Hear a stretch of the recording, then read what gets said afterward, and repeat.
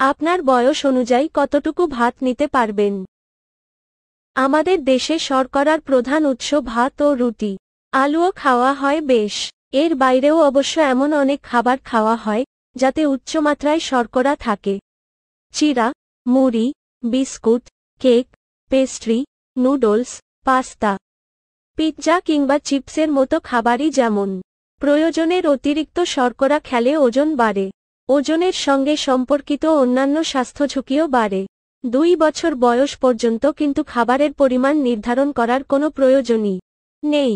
শৈশব কৈশোরে পর্যাপ্ত খাবার দাবার প্রয়োজন। এই সময় একেবারে কম খেলেও অপুষ্টির ঝুঁকি থাকে। সব দিক বিবেচনায় রেখে কোন বয়সে শর্করা জাতীয় খাবার কতটা গ্রহণ করা যাবে সেই বিষয়ে জানালেন ঢাকার government college of applied human সায়েন্সের খাদ্য ও পুষ্টিবিজ্ঞান বিভাগের সহযোগী অধ্যাপক শম্পা শারমিন খান। 2 বছর পেরিয়ে 5 বছর পর্যন্ত সারাদিনে 1.5-2 কাপ ভাত দেওয়া উচিত।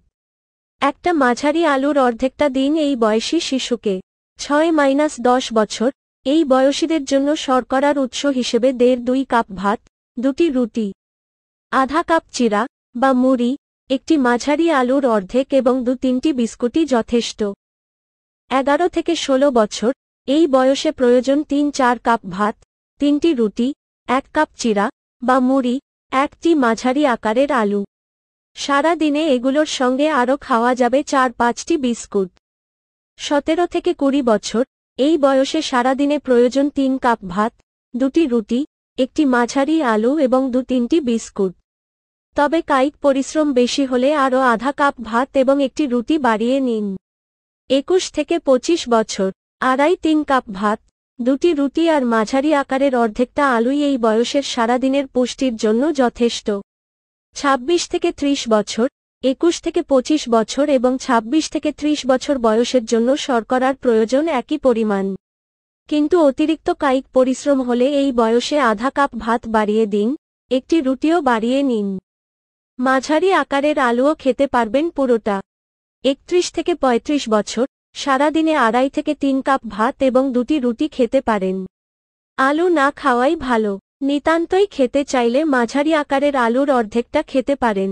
36 থেকে 42 বছর সারা দিনে 2 কাপ ভাত আর 2টি রুটি খেতে পারবেন।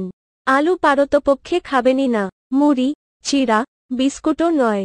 42 পেরোনোর পর রোজ ভাত খেতে পারবেন 1.5 থেকে 2 কাপ, রুটি 2-3টি। আলু, মুড়ি, চিড়া, বিস্কুট খাবেন না।